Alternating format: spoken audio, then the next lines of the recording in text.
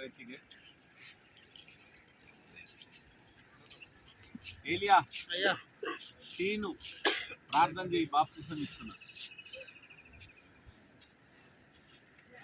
పరిశుద్ధుడా, మహోన్నతుడా, సజుడా, సర్వాధికారి, కృపమ్మడ, కృపగల మా తండ్రి, సిరిని మీరు జ్ఞాపకం చేసుకుని ప్రభా నైనా నీ సన్నిధిలో తండ్రి నేను నమ్మి ప్రభా అయినా పూర్తిగా తండ్రి నీపై విశ్వాసం ఉంచి తండ్రి బాప్తిసంలో పాల్గొంటున్నప్పుడు ప్రభా మీకు కృప చూపున్నది వందనాలు తండ్రి.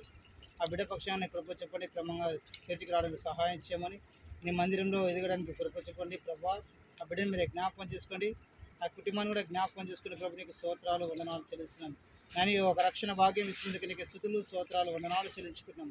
మోహనతుడా తండ్రి నీ గొప్ప నామానికి మహిమా స్తుతులు స్తోత్రాలు చెల్లిస్తున్నాం.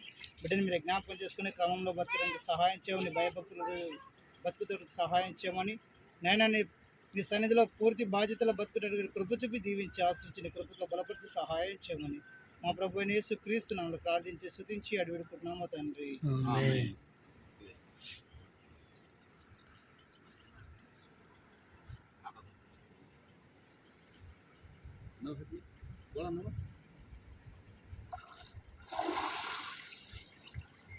తెరవబడెను తెరవబడెను నా మనోనేత్రము, తెరవబడెను నా మనోనేత్రము, తెరవబడెను నా మనోనేత్రము, యేసు నన్ను ముట్టినందునా. దేవుని దీవించుగాక. ఆమేన్.